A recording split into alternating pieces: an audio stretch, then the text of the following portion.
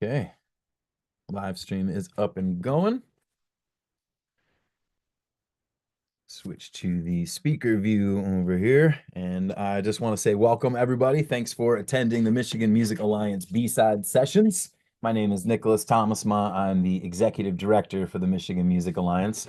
And we are a nonprofit organization that focuses on growth and equitable professional development for the Michigan music community.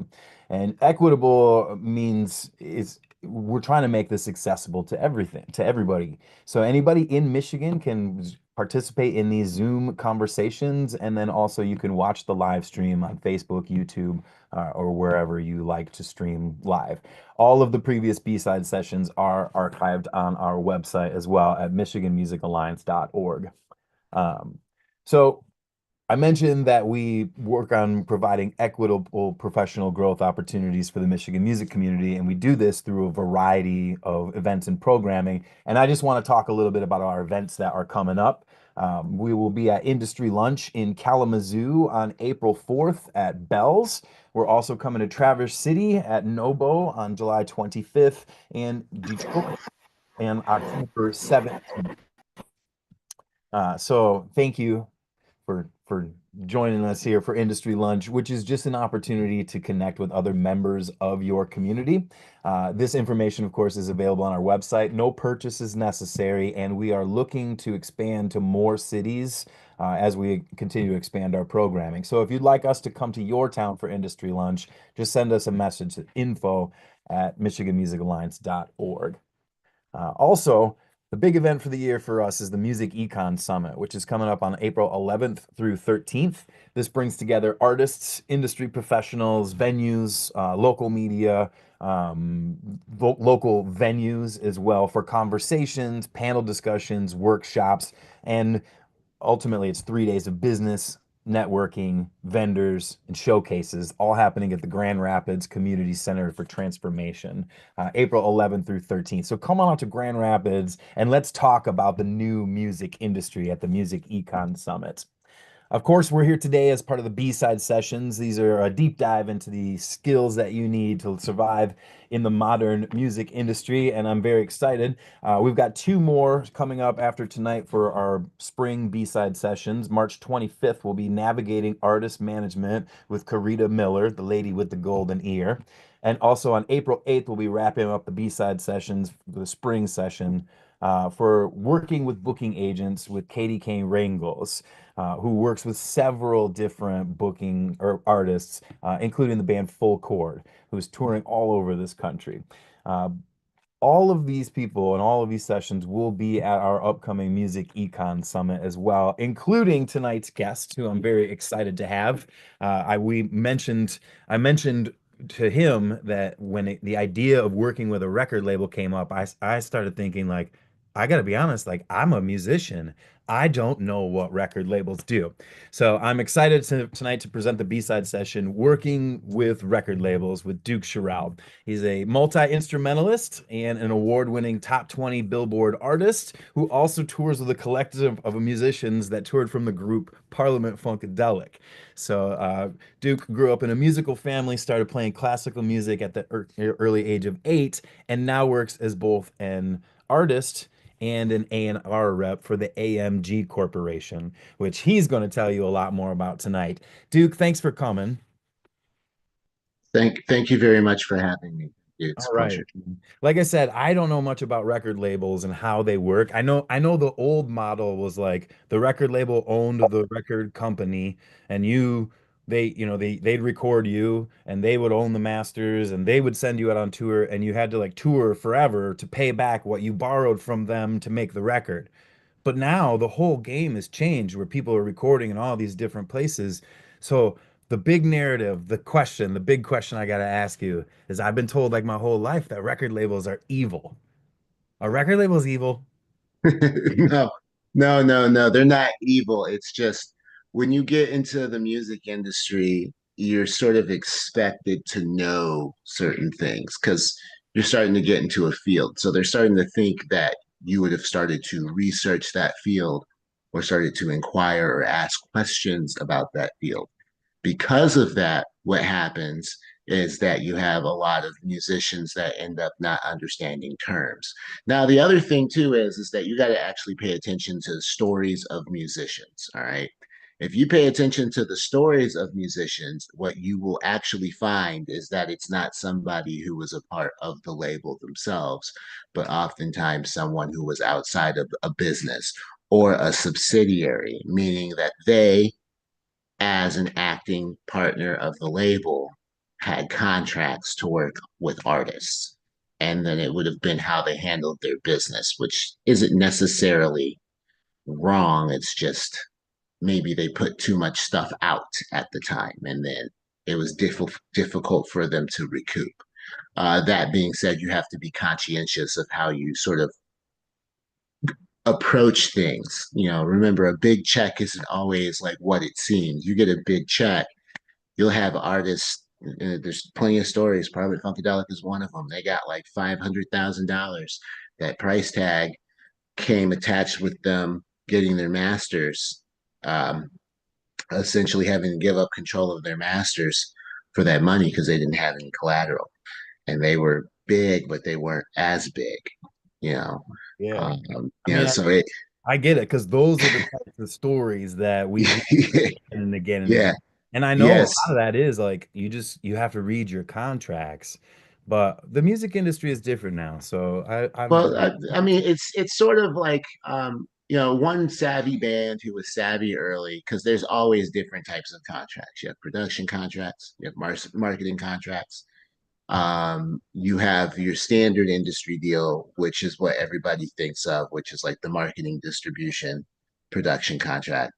Um, but there was a number of deals, like Led Zeppelin, for example, pioneered licensing the music out. That's why they were so successful. They did something very early that not a lot of people were doing, which was they licensed their songs out to the label as opposed to actually signing a contract, which is just one of many different ways that you can work in partnership with the label.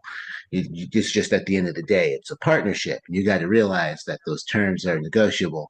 And oftentimes, artists think that those terms aren't negotiable in the beginning and sort of lock themselves into a term which might not be beneficial later.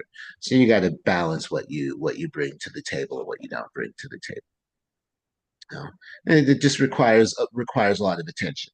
It also does require watching certain people because there were hanger-ons, not the companies themselves. Because the record label itself is just a distributor, right?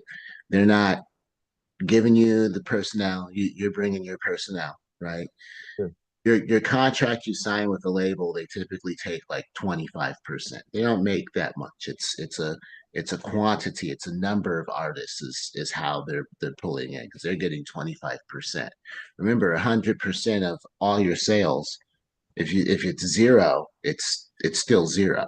If you're giving up maybe 25% and you're maintaining creative control and you're getting a higher outreach, then you have a higher chance for building income. And they're not telling you how to do something. They're just watching you work and starting to check your numbers. And if you generate enough numbers, then the label that is in partnership with AMG will take you from AMG's contract and put you up front. It was Sony, but we just recently finished the contract with Virgin Records, Universal. So now it's Universal. All right, great. Well, why don't you tell me more about the AMG Corporation and what you do? All right, cool. Well, I'm going to go ahead and share this screen here. All right, so basically, when you're working with a record label, the whole purpose of a record label is actually to be sort of a transformative experience for the artist. So we're going to talk about a lot of these different sort of transformative experiences that can happen and how that can actually benefit you in this new sort of leaner market. You know, there are some advantages and disadvantages. Most people think that the disadvantage is not getting a budget up front. In actuality, that is the advantage. You don't have a high overhead that you have to make back. And oftentimes, if you're getting a high budget up front, it's because you get a lot of money. Doesn't mean that people are going to buy the first album. As a general sort of story, just before we get started, there was a guy by the name of Norman Bedford. Norman Bedford was the manager of a band called Brand X, who was friends with a family friend of mine, the guitar player John Goodsall. Now, Brand X is originally Phil Collins' first band before he left them and went to play with Genesis. Okay. And Norman, he has a video on YouTube talking about it as well, also managed Prince during his downtime. And this is when Prince was having a bad period. And he didn't want to listen to the record label, who was essentially telling him that he may have been releasing too much material. You know, remember, like Prince had full creative control of everything that he wanted to do. When they brought Prince to Warner Brothers, they raised $50,000 to bring him to Warner Brothers just to get him to sit down in front of a guy with Warner Brothers. And Prince was living in the basement at the time. So it cost $50,000 just to get Prince in front of one of the people. So it's often different types of consulting fees. And he did get a good deal in order, the biggest deal in history pretty much to date.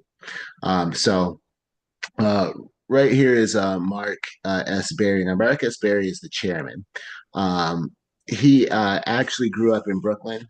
And during the time when they started giving the Vietnam War, he became a conscientious objector and fled to the UK, where he started hopping from studio to studio until he hopped into one studio.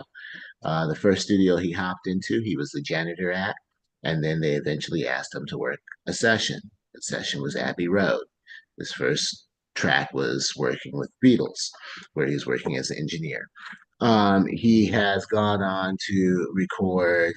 Um, uh, he's gone on to record David Bowie, New Edition with Bobby Brown, which New Edition is another sign of people think it's the industry, and sometimes it's an independent.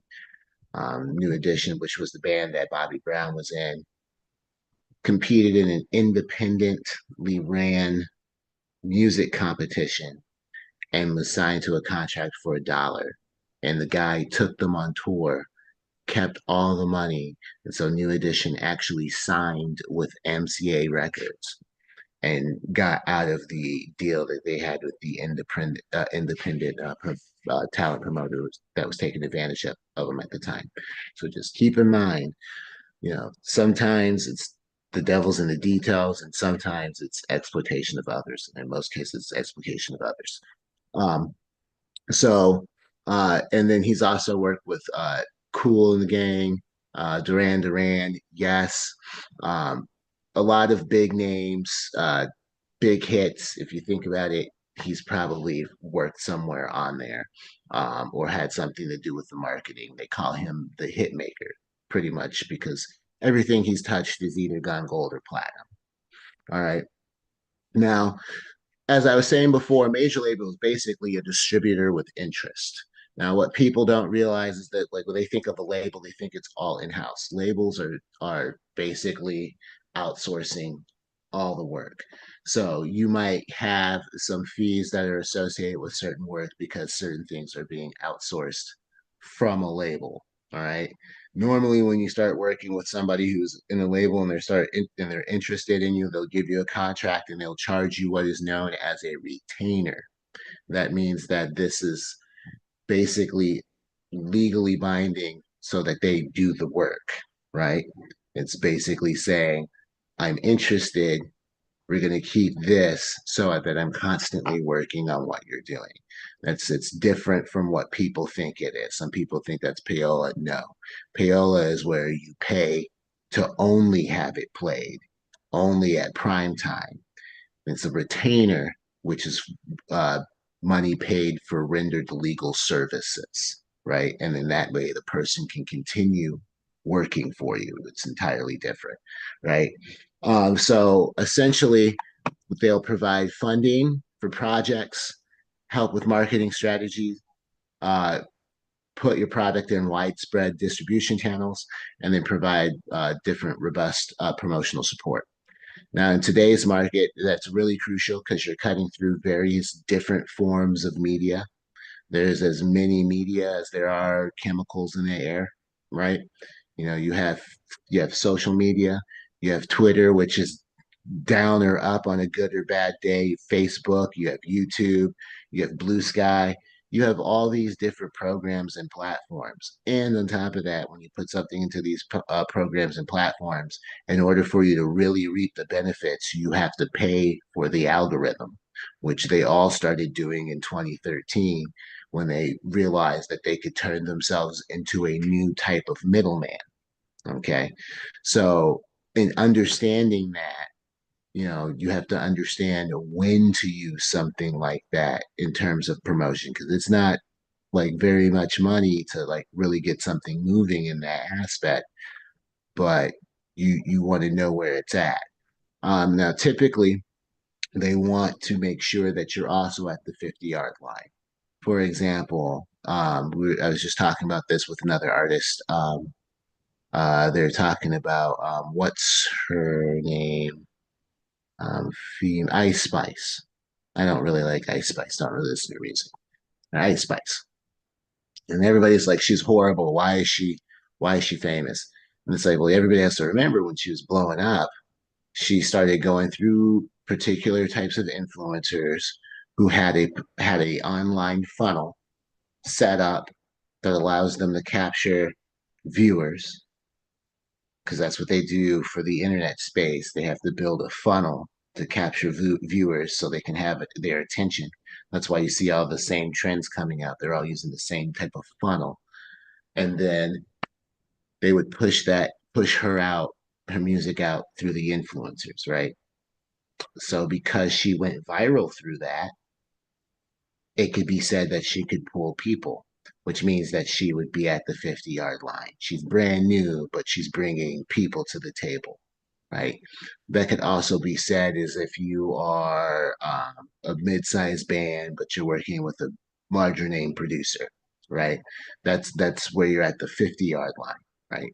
And so typically they'll look at people at the 50-yard line and start helping to move them. Now, the old model was that in the 70s and the 80s and maybe the early 90s, the 70s and 80s in particular, an A&R would go out to a concert, they would go out to a show, they would know all the promoters, they would know all the independent radio hosts, and they would sit down and they would say, who's the pop band?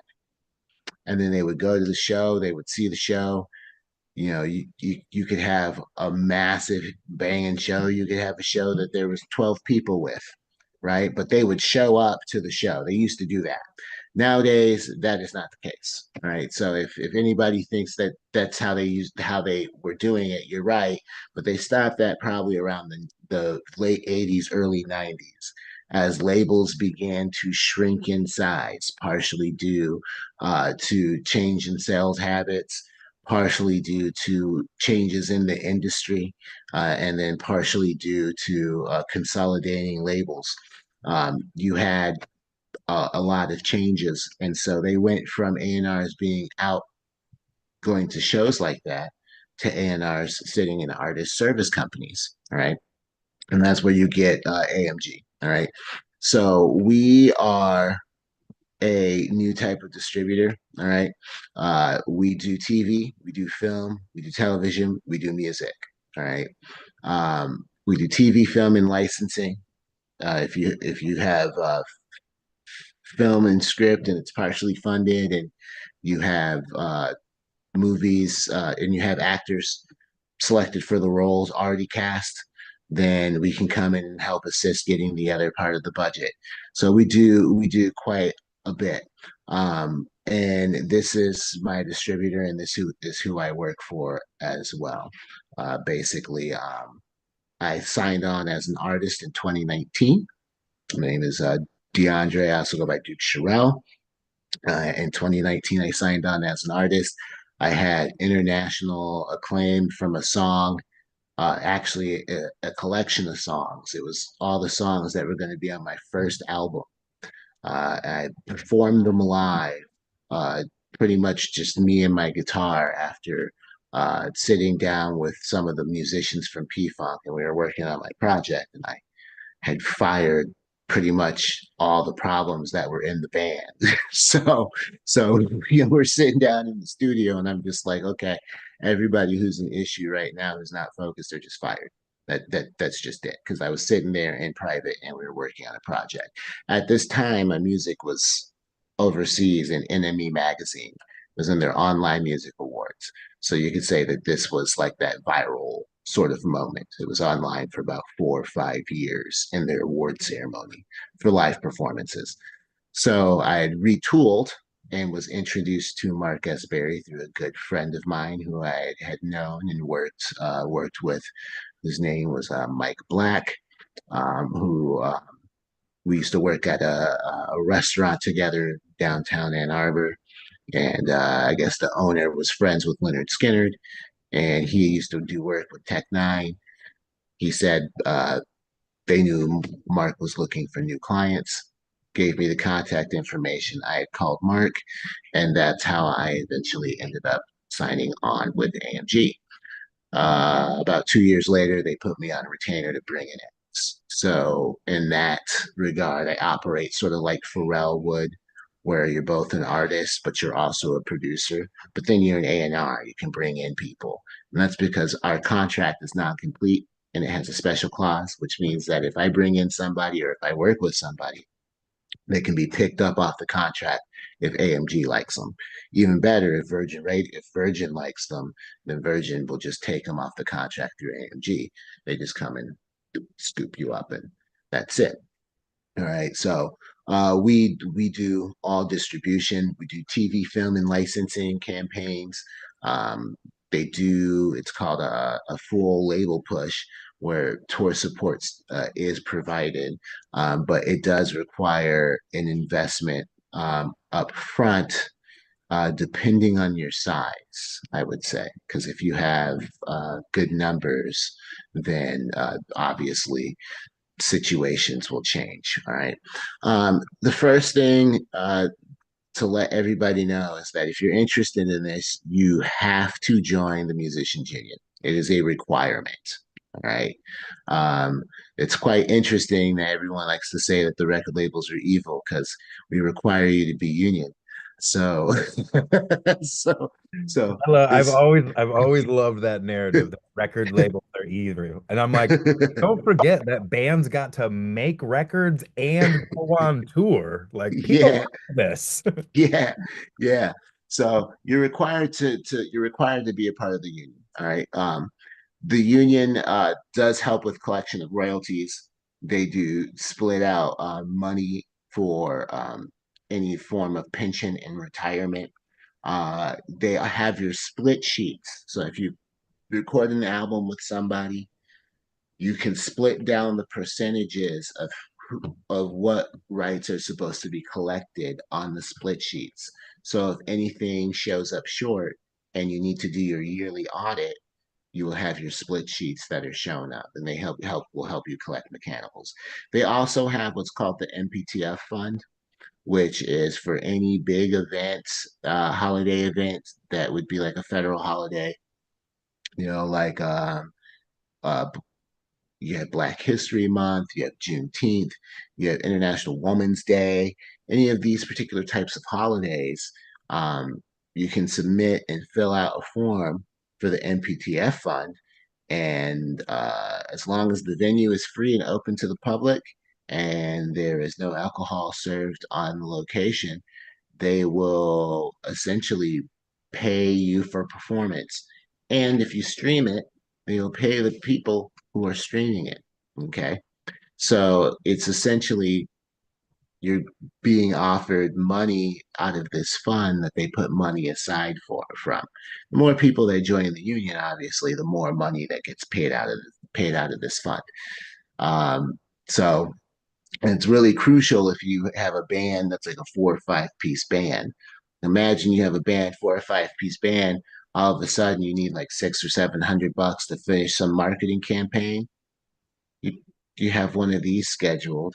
You guys already have that money aside. You put it down in the marketing campaign, and you're done, right? Because you'd be getting that in a lump sum. It comes in a check, so it's mailed a week later. So you would have to prepare for that. But you know, It's a fund that pays for that. Now, if you are interested in, uh, reaching out to me after this conversation, the first thing I would suggest doing is reaching out to the local 542 president, which is Joe. Um, you can call him at this phone number, or you can email him here. I'll leave this here for about 30 seconds so you guys can get this information. All right. Um, it does come with union fees. I believe they're in the middle of a membership drive right now. So those fees should be on the lower end. All right. Um, but this would be a good thing to utilize. You'll find in here also booking agents that are affiliated with the unions. William Morris is one, CAA is another, UAA, those are all union affiliated. Typically, those booking agents come after you when you're making a lot of noise, but you'll have an entire list of everything that's union affiliated, right? It's better because you're a musician that's not affiliated with classical music and therefore not playing in an orchestra as a freelancer to be able to be in the union as much as possible because you'll be able to work union gigs and non-union gigs. You don't want to limit your income. All right. So that's the first thing. So my role as the A&R is pretty multifaceted. So as an artist, I do my own material. I create my own works. I create sort of a mixture of fusion and rock music. I am a classical trained artist. I was classically trained in clarinet and used to sing in choirs as well as for a university choir in both classical and jazz. And I've been playing music my whole life. As an artist, however, I also did what was difficult for a lot of people. I self produced my material, which means when I go into the studio, I sit with the engineer. These engineers are normally high level producers themselves, and I tell them how I want it to sound, which is quite unusual, actually. It's very, very difficult to wear all those hats because you want to have some sort of differentiation. You don't want your ears fatigue. You don't want them to fatigue, and oftentimes you don't want something to decay. Right? That's what will happen if you're wearing too many hats at once. So you oftentimes do need some help, and it's hard for us to admit that, but it is a necessity to have that because it makes things move faster. So it's normally not seen very often that somebody coming out with some of their first earlier stuff is self-producing. Normally they're working with a producer. Um, but that would also mean that I'm a top 20 Billboard ranked producer because I produced the song and I wrote it and performed it. So I'm both the artist and the producer. Um, and then as a producer, it's not just playing on it because that's viewed more the performer's role. As a producer, it is the facilitator. You know, if I'm listening to something, maybe I have to change this line. It's very difficult to do if you write your own material because you're so attached to it. Learning the art of detachment from your own thing so you can honestly like rebuke yourself. So oftentimes you're looking at something and you'll have to be like, do I have to change this line? Do I have to change how I approach this line so it's easier for me to sing it at the note I want to hit it? Do I have to change the wording? Do I have to change the arrangement? All of these things are considerations. And then you have to consider what needs to be brought to the table in order to make a sound come out. Because sometimes it's not even lyrics, sometimes it's just the sound. And so, as a producer, it's just trying to make sure that you get the best possible quality sound possible. And that's just making sure that we do whatever it is to clear the work. So as I've explained, I'm on retainer to bring in these acts. So we would normally go to live concerts, but now it's a team of A&Rs that are normally within the artist services team units. All right. So normally you would have to go to a firm nowadays or a lawyer who would be associated with a firm or a boutique label who would be able to assist you in that. And, because of that sort of misunderstanding and the new changes that have been occurring in the industry, there's been some difficulty finding new artists, right? Now, these are typically parts of the fees and services that are offered inside of AMG. All right. Now, if you are going to sit here with me right now, I'm going to tell you right now, we don't have to worry about the spotty verify because I already have that list. All right. The purpose of sitting with me today, and as you get the opportunity to present your music or submit if you would like, would be to basically be working with me as the A&R and producer. I'm going to charge a retainer fee. That retainer fee will be put aside. You can put it down in a payment plan if you need to try to get the full amount. I'm going to charge basically $1,000 as the fee for the first production of the song, and then $500 for marketing fees. Okay. And this is going to allow us to start the work, and it will basically work as a retainer. From there, we're going to be teaching services and selling services to teach those who want to be more hands on and knowing how to do it hands on by themselves. One of my partners, Jeremy Williams, his brother is Rick Williams, who did the whole campaign for Beats by Dre, owns the shoe store that's in downtown Detroit. And so he has a lot of hands on knowledge on how to make things pop at a viral level from the ground level and can really help artists get a lot of their campaigns together. So we'll be selling a lot of services and teaching artists. But then, let's say you're a larger act or you don't have the time and you have some of the income because you're making X amount of dollars a year. Let's say you're making $80,000 a year as an act. All right. Well, what can we do? All right. Well, besides my radio contacts that I would be able to mail anything into, we have radio campaigns. And I got several, right? These are just the label campaigns, right? This is like the 12-week campaign where it gets added to up to 100 radio stations that can get you about 2,400 spins per week. You want these to be outside of the United States. All right. If you get any spins inside the United States, it's viewed as terrestrial radio. In the United States, you don't get paid for that because right in the United States, all the fees are viewed as marketing fees. So you go up to a radio station and you talk to them and they give you and charge you a consulting fee and they will air it based on consulting. All right. Which is still different from payola because payola, you're paying the person directly to make sure it's directly at prime time all the time, regardless of other competition. Right. And that's tons and tons of money. This is you're paying for the actual airspace because it's viewed as communication marketing airspace.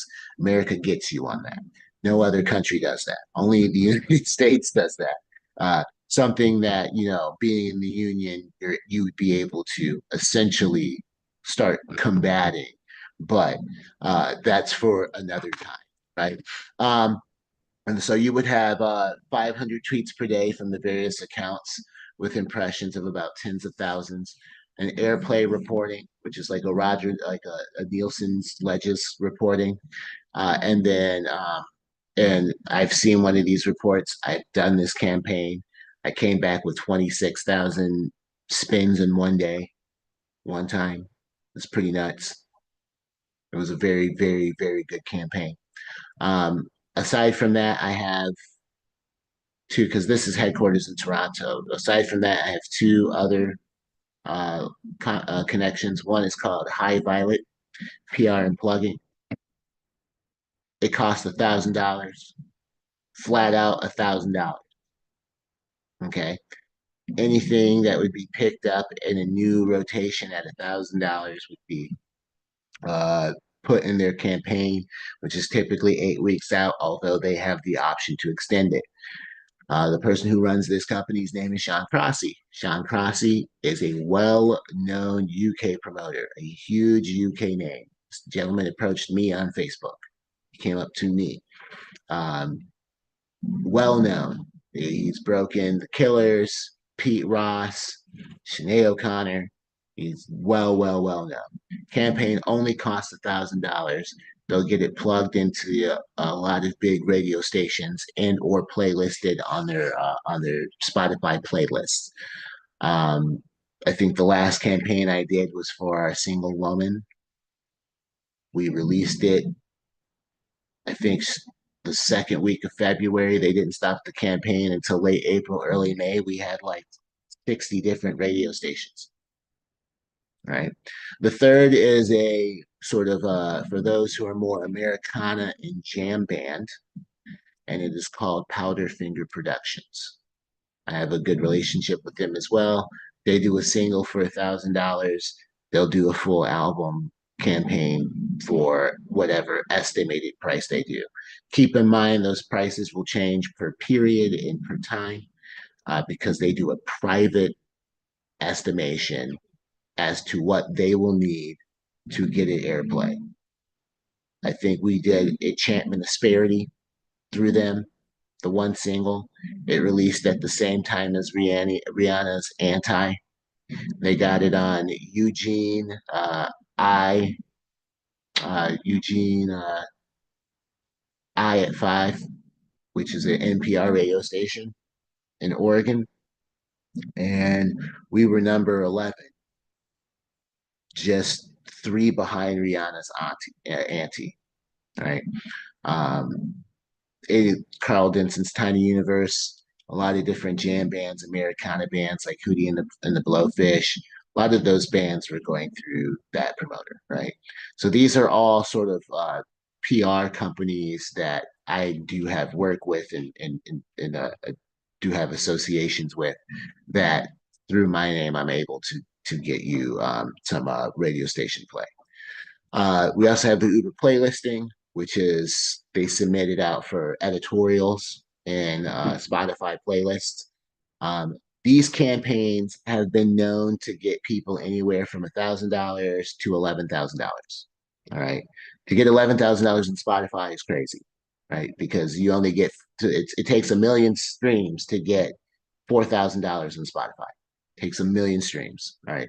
And they have proof of getting like 11,000, so think that's like 2.5, almost 3 million streams, um and so this one right here I would recommend for those who are doing more studio work or those who are touring and have a really big name and can afford to wait a year.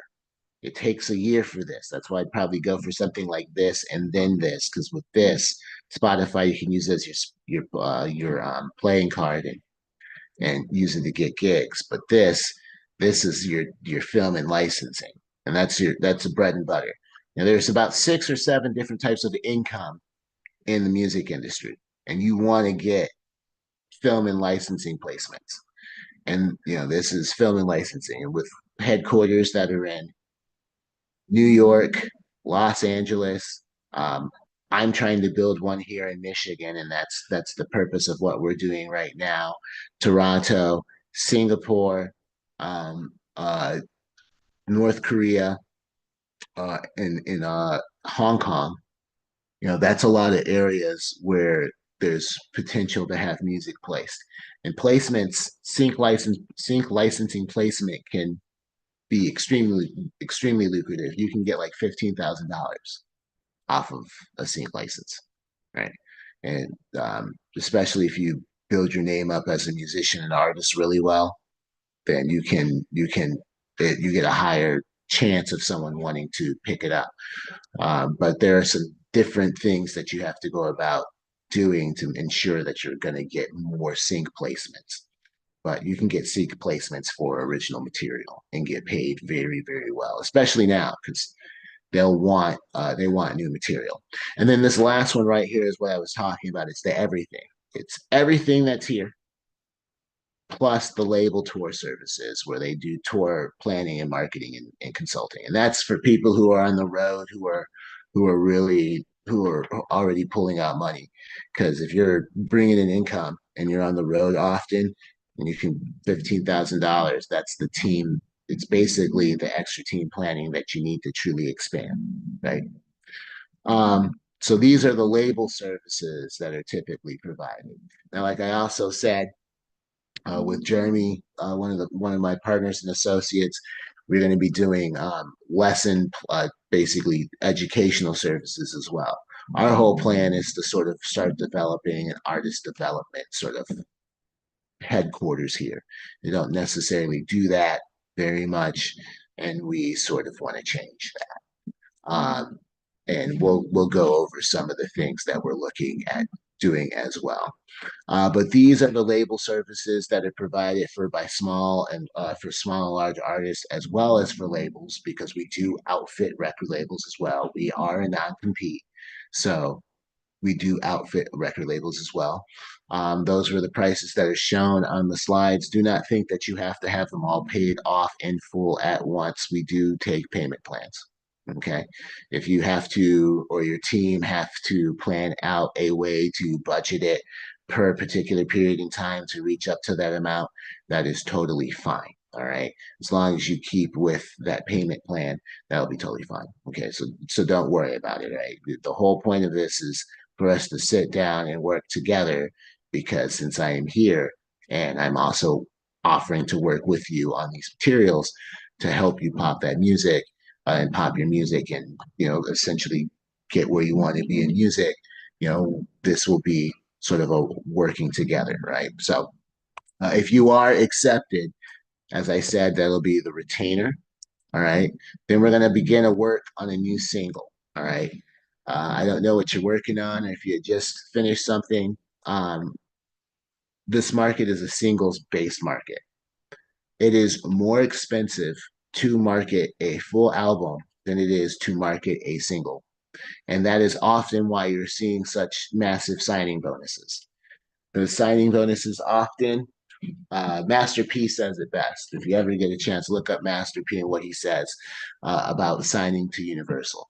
When he was coming up, he was making $80,000 selling his CDs out of his car, just out of the trunk of his car, just CDs and tapes out of the trunk of his car. Universal comes and they offer the signing. All right. And like I said, there's a bunch of different deals. Master P was savvy enough to ask the question that was often not asked, which is, all right, so what happens with the signing bonus? They're offering him a signing bonus. Signing bonus was $2 million. Oh, well, you got to give it to somebody for marketing. Okay, cool. He was like, well, how much is marketing?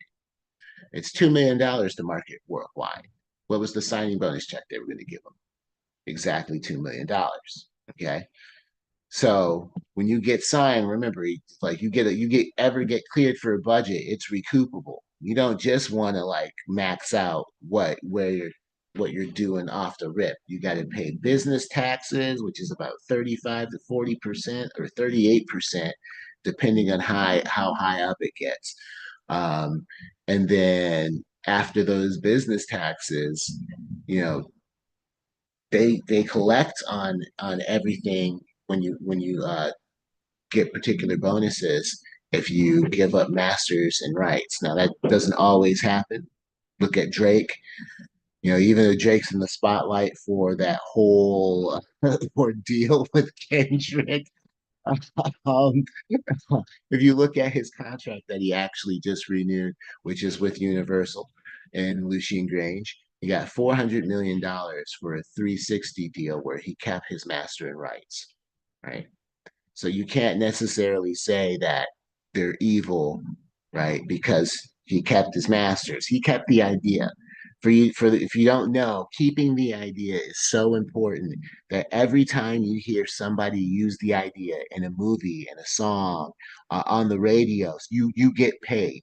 Okay, they have to pay you for using that idea. Somebody could just sing it in a skit for 5 seconds, and because they use that idea, they have to pay you. right? You get paid off of that. It's different from your publishing, which you get paid off of every time, where you get paid off of the writing itself. But it's those two different forms of income. When you have a certain amount of equity, you can do that and can keep control of your masters. And the whole program that we have here is designed to help you keep control of your masters. It's also designed to start putting you into much larger faces. All right. And that's why I say if accepted, because I'm not just going to take your cash. All right. That's not the point here. Okay. The point here is that we're trying to find new artists and we're trying to bring new people into the industry. And I also notice, in case not a lot of people realize, if you don't have an industry base where you have a label, most people are either being independent, where it takes forever for their music to push out, or they're leaving.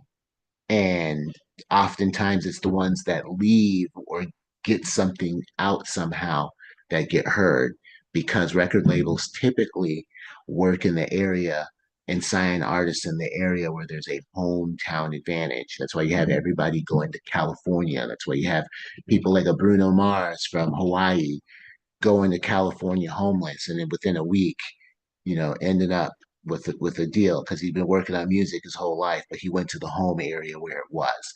And that's why you have people that go to these locations. And so we sort of want to nix that, because they didn't have to leave from Michigan necessarily to do that, and sort of have a headquarters based here. We start working on a new single. Now, the reason why you want me to produce the single is because, like I said, we go straight to Billboard. All right. So one of the songs that I wrote, called Liquid Galaxies, was picked up on Billboard, and it is in Billboard Top 100, which makes me a Top 100 producer. All right. One of the companies that I have that does PR for me does magazine campaigns. All right, and they're called the Artist Link. All right. One of the campaigns that I would have you do, and it would be pretty much after this is released, is a small mid-tier magazine campaign. The fee for it is about $18.99. Because I'd be producing it, I'm matching part of the price with you. You can bring me about 60%. I pay the other percent because I'm producing it. So I want to make sure it does well, right? Once it gets there, it's about 3 to 9 different magazines. Okay. 3 to 9 different magazines. And out of those 3 to 9 different magazines, you will be required to make appearances. Billboard Argentina is one of them. Okay. Billboard Argentina will lead back to Billboard America. It's just the Argentina base, right? So it's South America down to California, up into the US, and North America into the UK is these magazine sort of reach, right? So we want to produce a song that is going to look really good and showcase your full potential, and then release it into the PR. The PR magazine is going to be important, because when people see that, it means that you can go out and perform, right? Because it'll be in magazine press. As long as it gets good reviews, you can go out and perform, all right? Which means you'll be able to generate an income before anything else. You're not just being launched out into the wind, all right? There's an actual plan here, okay? Those magazine press, since it's going to require appearances, that means that at any moment's notice, you're going to have to set up plans with that company to go do that. So once that is completed, and once the marketing is completed, then you get the contact with the person, the agent at the Artist Link for the magazines, and then you'll start speaking to them to correlate the dates. And that's when you would start slowly planning when to start using these plans. We just don't use them willy-nilly. You have to come with a strategy as to when, as to how to brand, and how to put this out in magazines. Because I'm doing the production work on it, right? I'm not going to take more than 10%, okay? So Universal only already takes 25. If I take anything more than 10% on a royalty basis, it would be screwing somebody. That's not fair. So that would be sort of the basis of it. Keep in mind that if Universal decides to clear a budget, right, I get like 10% of that signing bonus. And so that's typically that budget. I'm able to just write that off in a contract. You have your full control back. But this is the sort of make back some of the money residuals that we putting down. Yes. This is really informative, and I thank you for sharing your services. I had a question. We're talking about contracts, we're talking about negotiations, and uh, Mm-hmm. something I think a lot of artists and bands bring up to me when it comes to like signing with a label is like, at what point should I be considering like signing with a label, and what can I use to sort of leverage my negotiation of like the art of the deal? Um, I All would right. love to So know, like, from your perspective as an A&R, working with the labels, like what sort of questions should an artist be asking before they sign a contract, or what are some terms that they should be looking out for? well, a good point to that is so an associate of mine. His name is Sebastian Black. He's an individual that I basically got clearance to bring on to teach him to be an additional A&R in this area. And he works with various different musicians. One of the musicians that he worked from, who was a rapper from Ypsilanti, I guess was approached by a company. I guess this company is distributed by Empire. I don't know if anybody's ever heard of Empire, but back in 2015, 2016, I was talking to Johnny Vieira, who is the guy who cast Vanessa Hodges for High School Musical. And he was talking about Empire, who was going around as a distributor, basically taking the masters, taking everything, not offering the artist any income up front or anything, taking everything and just giving them just saying that they get this logo.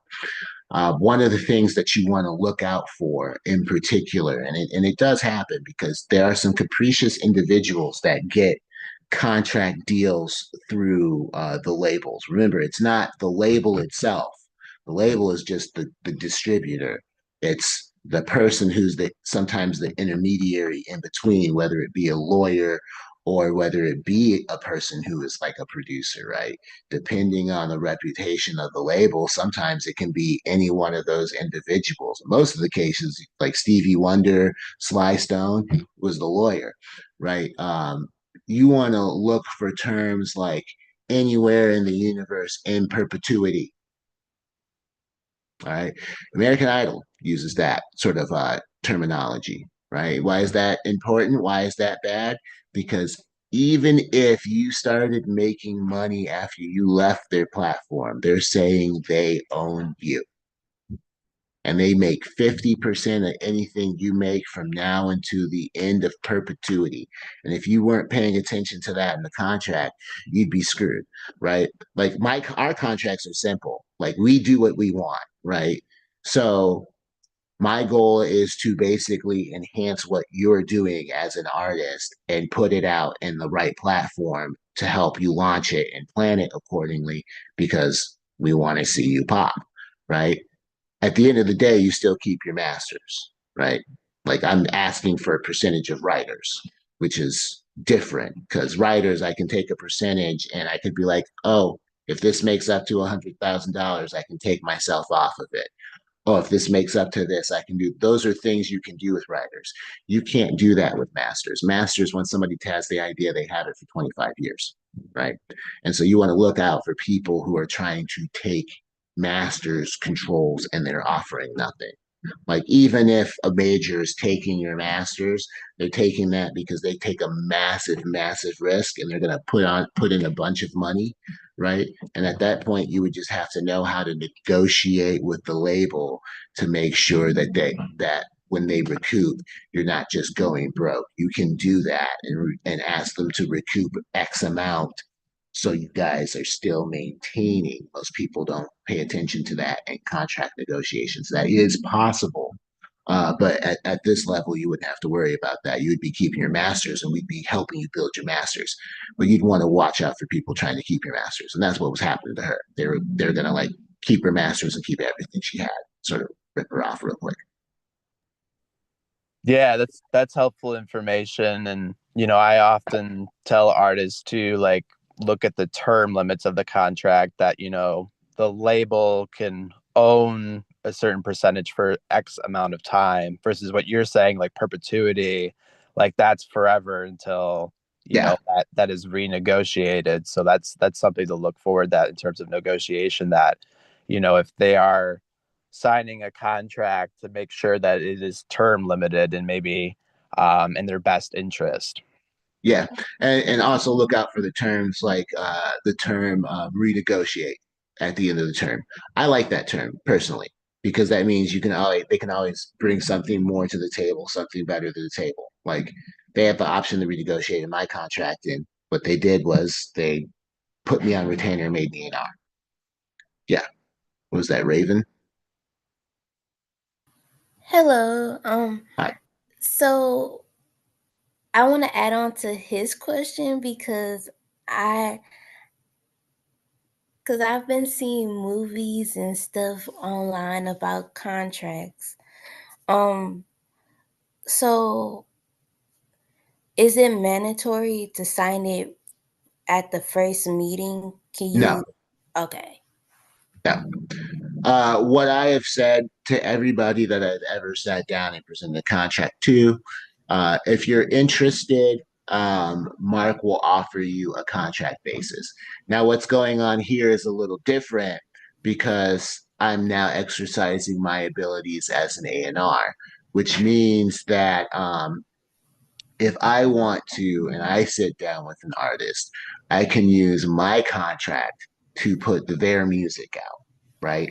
Because I help work on it, right? Because I'm on retainer as an A&R. What this allows me to do, right, is a couple of things.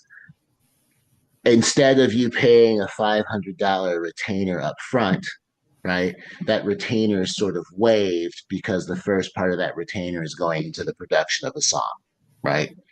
It's basically essentially started putting together the fundamental footwork for an artist development program, which is the end result, because they don't have that in the new industry anymore. In the new industry, you are expected to know your brand, know how to bring your brand, know how to represent your brand, and know how to connect to your audience. And that's really difficult for a lot of people to know how to do all of that all the time and then expect to also continue to be a normal human being, which is the secret to actually having people buy your stuff. You want people to buy your stuff, you have to connect with them. You have to be a normal human being and you have to come off as normal and relatable and be a real person. And that's why people buy your stuff. It's not because you're larger than life. You're a real person. And it was something they could really relate to that just became larger than life, which gives it something entirely different. So it's not having that persona, or it's not being that larger than life persona. It's like being a normal person.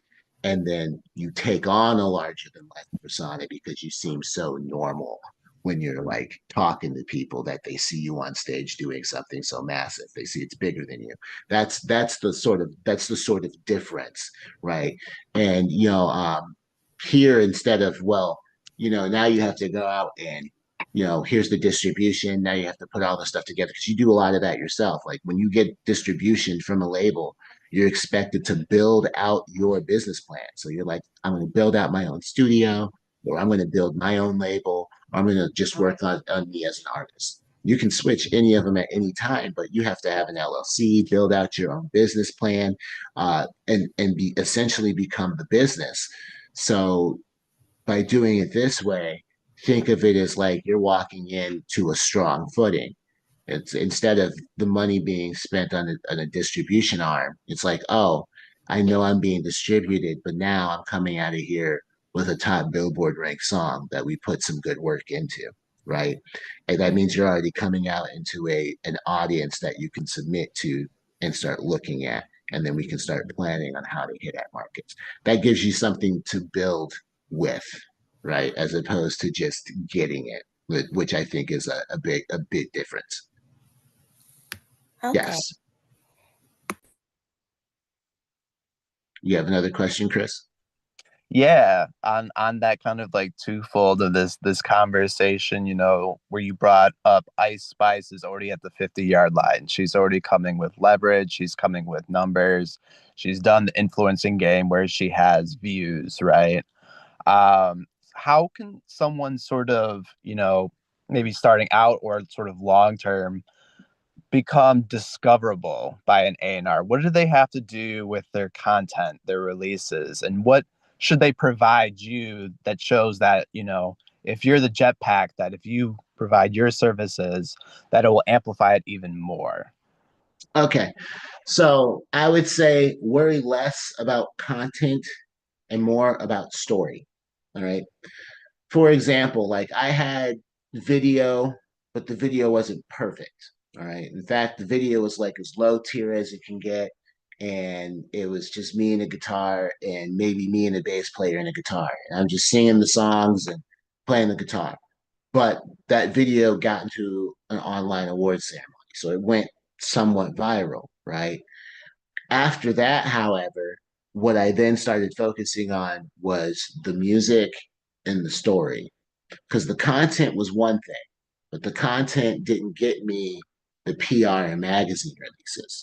In fact, the PR and magazine campaign offers started coming after I completed the project, started working on the second set of releases, and started compiling them into a story. The story is more important because people are going to relate to the story. You know, if you're always trying to get, and it's what I see. Everybody from metal bands, everybody's hitting the trend. You know, I think the only person who started making fun of the trend was like Brendan Hall, like that like shred guitar guy from the UK on YouTube. It's the only person making fun of the trends. Every social media outlet, you can see a lot of people doing the same trend. And while that's good for generating views, a trend's not going to get a person to connect to you. A trend's not going to get a person out of the seat online and showing up. And the trend's not going to get the press coming to you. Okay. And those are massive things that you need. If we're constantly thinking about the social media infrastructure, what we're really thinking about is the middleman. All right. That's all the social media is, right? Like that's the middleman. Like when I look at social media, that's the middleman. My brand doesn't exist in social media. It's just a part of a way that I put it out to people, right? So it's a middleman. And so if we spend a lot of time focusing on a middleman that like TikTok can be cut down or ripped away, essentially you'll be spending a lot of time putting your eggs in a basket, right? That could be filled with glass. At any time, those shells could break. You don't know what could happen with that.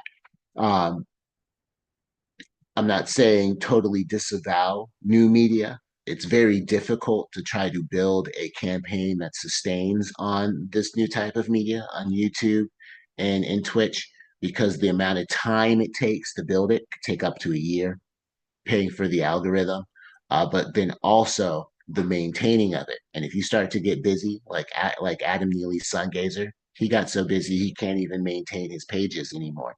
And so he's just out playing live and doing updates every once in a while. It will get to that point. So you would have to choose. And also keep in mind, as I tell you this, it's not the same for everybody, right? So what's going to work for such and such isn't going to work for this other person, right? I could tell you not to focus on social media. Social media could be your bread and butter. Okay, cool. That's the social media platform that you want to get. You just want to make sure that platform isn't on somebody else's chopping block and that it doesn't become like a sole one thing. It could become a single point of failure if you're not careful. So I would focus more on the story because people will connect more to you through the story, and then they won't feel like it's some sort of I'm being pitched to again. You know, it's more about developing the story. I think that's the most important part of anything. I have to agree with that. In my business, I see story, the story. What's the story? You know, when you're going for grant funding, they want a story. When you're developing a marketing campaign, they say, what's the story? When it comes to doing a fundraiser, it's what's the story? And so, yes, the story is important. I hate to like jump in and interject, but we are running pretty long here, and I know you still have a lot of information. So Yeah. the only way we could get through the rest of the presentation quickly here, maybe Yeah, take yeah. questions, and then I will remind everybody that Duke is going to be at the Music Econ Summit, where you can come and talk to him in person, April 11 through 13 in Grand Rapids. So please continue, Duke, and thanks again for Yeah. being with us. Yeah, of course. So basically, due to my placement as a top Billboard artist, I can do the production work, and I do production work. And so by doing that, essentially, I'd be doing the production work for your act. Uh, that would essentially mean I would take some writer's credit, like some writer's percentage. Like I said, there would never be more than 10%. I would just take some writer credit, and then I would essentially start shopping out your project through AMG. All right. If you can capture just about 0.1% of the total demographic, then you would be doing pretty well. That demographic between the three magazines, Revolt, Ear Milk, and Billboard, would be somewhere capturing about 100,000 to 200,000 people. If you can capture about that amount of people and they're all spending like $10, that's $2 million. Just so you know. All right. So if I am releasing a project and you happen to be releasing one at the same time, uh, you will probably be piggybacked into my marketing campaigns. Typically, when I do a marketing campaign as an artist and I'm releasing one, I'm paying for a full on campaign. So if I'm doing a massive campaign and you happen to be releasing a song and it's coming out right at the same time that I paid for one of these campaigns, it's being released at the same time as my campaign. I'm splitting costs with you for your campaigns, but if I'm releasing something, you're being released under mine. Understand? And that's just sort of a pro bono thing I'm doing as the A&R, right? Um, and then, like I said before, we also have separate plans for educational services that will be taught by some of the best locals. Um, I did mention all the marketing plans as well already. And then Jeremy Williams has a plan to start putting together a funding plan for some of these artists. About 12 to 15 of these artists, as we put this together and as we finish this, will be receiving part of an endowment fund grant that we are going to be recouping from the Alumni Association of Notre Dame. And this endowment grant is a $2.8 million endowment grant. So as I sit with Jeremy, and as Jeremy finishes putting together his plan for that, we're going to be releasing more of that information and let you guys know. All right. Um, Now, the best part of this is the money, right? Well, how do I get a budget? Budgets are earned by a 4-to-1 ratio, meaning that if you want to get a budget, I need to see at least 4 years of you making X amount of dollars. $100,000 would typically be a good amount. 50 to $100,000. If you can show that you could generate that, you could probably get up to that. Um, these numbers, they just want to make sure that if they give you a budget, you actually don't capsize. They don't want you to be going broke. They want to make sure that you're making steady income before they get that to you, so that essentially they're not ruining an artist. They don't want to have the long-term projection of an artist that they're trying to partner with being ruined. So it's typically a 4-to-1 ratio. So we want to be somewhat realistic in putting the parts in. The easy part is getting the money. That's the easy part. Okay. Okay. That's the easy part. That's why I'm doing what I'm doing, essentially to start putting together the tools to help artists in this area start reaching out to be able to start getting these sources to see how it's done in this sort of new environment and market, and sort of put together a way in which we can start launching artists from this area to really put them out in this sort of manner, and in a manner in which they're not being taken advantage of, because that's the most important part. Once that's done, you decide that you want to be a part, and we review the music, and we get the retainer. Um, from that moment on, you'll be able to use the Universal logo on all your material. You do keep your masters. Like I said, I'm only going to be taking writers' credits, and then we'll be coming up with long-term plans. The eventual goal is to put it all together in such a format that eventually Universal will fund us, and then you'll have a uh, fully funded Universal office, AMG Universal office in the Detroit area, taking care of artist development, which is crucially needed right now. All right, so um, and there will be a contract. The contract is simply going to follow the same terms as mine. Essentially, the contract I was given will be the contract that was extended, with you keeping your masters. Okay. Um, and it's all based upon maintaining creative control. This is just stating how you maintain creative control. Um, do please do your copyrights. Everybody says you can do the poor man copyright. Don't do that. Do the copyright.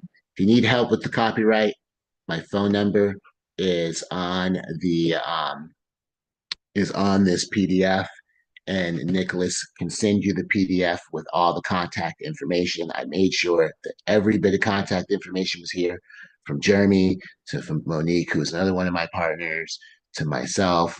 I think the only person I didn't include was my management, Michael Fuqua. All right. But aside from that, all the contact information is there. Um, do your copyrights. It's only $85 to have it filled out, the Library of Congress. And when you do it, all you have to do is just write in it that the AMG Corp has permission to utilize this for usage. And that's how you would allow a company to use your music for usage. It has to be on copyright. All right.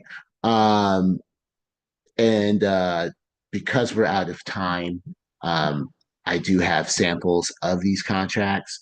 But if anybody is interested and wants to pursue talking to me about this further, maybe wants to submit some of their music, so I can review it, give you an idea, go over some production techniques, and perhaps extend something out to you. I will send you what a typical contract template looks like.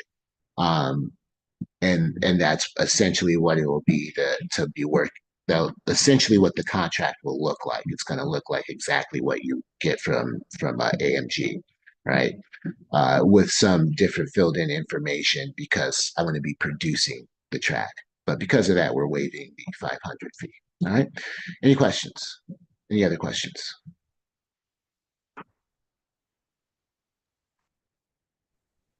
I gotta say, Duke, so much of this information was very helpful for understanding what a label does right now. So yeah, if anybody has any questions, we can take another question or two. But also, I will remind you that Duke will be at the Music Econ Summit, Yes. April 11th through 13th. He'll be giving a presentation there as well, and then also you'll be able to talk to him in person and ask more questions there. So as we Yes. things up, does anybody else have any questions? All right, great. Then I'm going to ask one more question you can leave us with. Can you tell me about an experience where you signed someone and like a good experience, a good signing? So the earliest signing I ever had wasn't even AMG. I was building a booking company. At the time, we were trying to compete with Live Nation, because Live Nation, as everybody knows, has become a monopolistic monster. And they're trying to have something that was local that could be independent of Live Nation, which we have sometimes we shirk on that in Michigan, and we shouldn't. We should have some healthy network to sort of compete with that. And that would bring a lot to the table and the environment. And there was a band that my partner at the time, who ironically enough, who works for Live Nation now, but at the time we were partners. He wanted to bring them in. The band was We Came as Romans, and we put them on with Between the Buried and Me. I was 21. I just turned 21. I was in college. And we put them on. We put them in the Fillmore. We put them in the Fillmore, 2,800 person room. I think we sold it out. We personally invested in this and we sold it out. And I think shortly after that, my ex-partner went on to working in Lollapalooza, and my music was overseas, so I was rebuilding a project, and starting a new project. But that was the big moment for that was that band. We Came as Romans, and their first release was platinum. So my first signing was a band that went platinum, which I'm always happy with. That's quite a great feeling to have, and to be a part of helping do that, from a booking venture is really interesting. So um, it's I've I was gonna say, because I did sign another studio over the summer, but they they've made some errors in how they handled some things. So we'll see how they turn out. But yeah, but We I Came as think Romans is my most accepted. Yeah. right, yeah, I think the platinum selling band We Came as Romans is a pretty good indicator. So, Yeah. hey, Duke, once again, I want to thank you for joining us tonight for the B-side sessions. I want to also thank our guests here. And as mentioned, I'll send out a recap email that we can send out the slides to everybody, and the contract examples if you're willing to include those as well. And we look forward to the next two B-side sessions. March 25th, we'll be talking with Karita Miller about navigating artist management. So that's a whole nother component that we didn't even get into tonight. And then also April 8th, we'll be talking about working with booking agents. And you mentioned that that's like a part of label service, would be like tour support, but you got to get there in order to get that point. So we're going to talk about how to get a manager and how to get a booking agent and how to get a label, all through the B-side sessions here. And also, all these people will be at the Music Econ Summit in Grand Rapids at the Grand Rapids Center for Community Transformation, April 11 through 13. Tickets are on sale through our website, and members get a 50% discount to the Music Econ Summit. So please reach out with more information. And if there's anything that you'd like to know or anything that you'd like to see us cover on the B-side sessions, I would love to hear your feedback. Please visit us at michiganmusicalliance.org. Hey, once again, Duke, thanks for coming in tonight. Thank you very much for having me. See you guys at the Michigan Econ Summit. And if by the latest, you'll have examples of what those contracts look like tomorrow. Okay. Thanks again, and have a good night, everybody.